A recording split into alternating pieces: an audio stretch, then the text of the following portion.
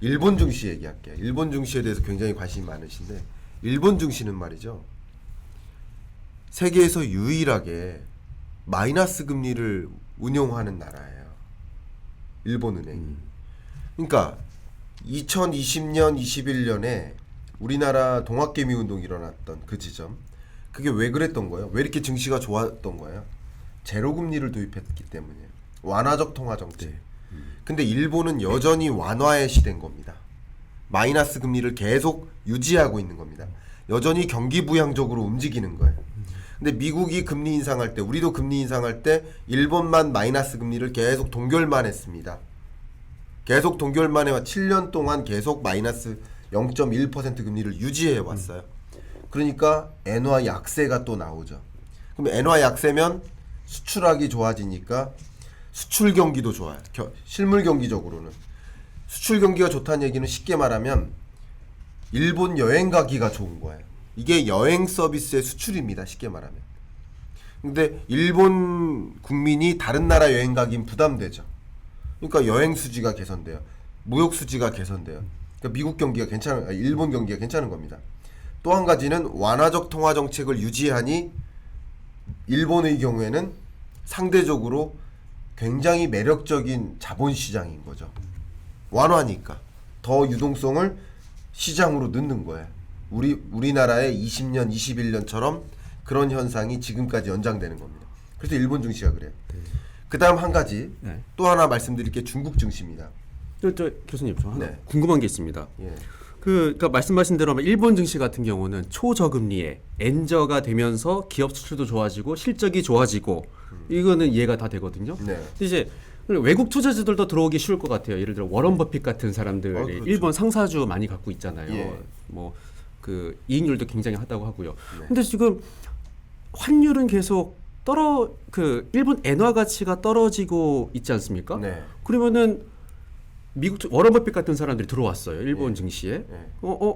내가 들어올 때는 엔화가 이 정도 가치였는데 엔화 가치가 더 점점 떨어지고 있어. 그럼 환차손이 벌어질 수도 있는 거 아니에요? 아니죠. 반대죠.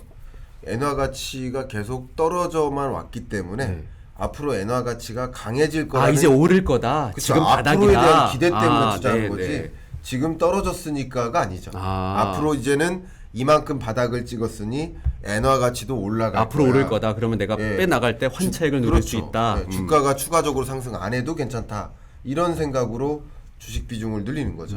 근데 우리나라도 마찬가지지만 기관 투자, 개인 투자, 외국인 투자 3대 투자 권역이 다 투자로 들어왔을 때 주가가 오르는 거거든요. 근데 아무리 개인 투자자가 한국 주식의 매력을 가져도 외국인 투자자들이 떠나면 그 주가는 오를 수가 없는 겁니다. 그 일본은 어떤가요? 지금 초저금리, 엔저 이런 네. 기조가 계속 이어가면서 상승을 계속 할까요? 일본은 지금은 아니라고 생각합니다. 예, 지금은 이제는 늦었다? 아닌 거죠. 예. 지금 들어오긴 좀 늦은 감이 있죠.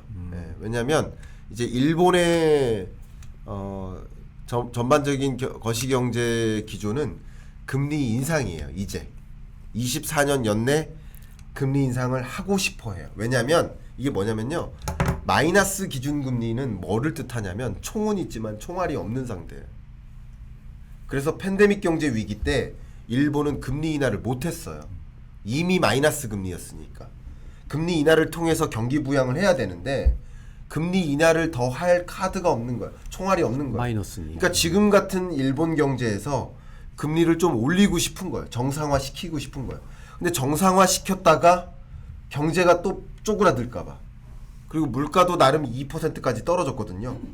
근데 금리를 인상하는 과정에서 다시 디플레이션, 다시 잃어버린 20년 이런 시대로 진입할까 봐 금리를 또 인상하지 못하고 있어요. 그래서 금리 인상 시점을 계속 예의주시하고 있는 입장이에요. 일본 경제는.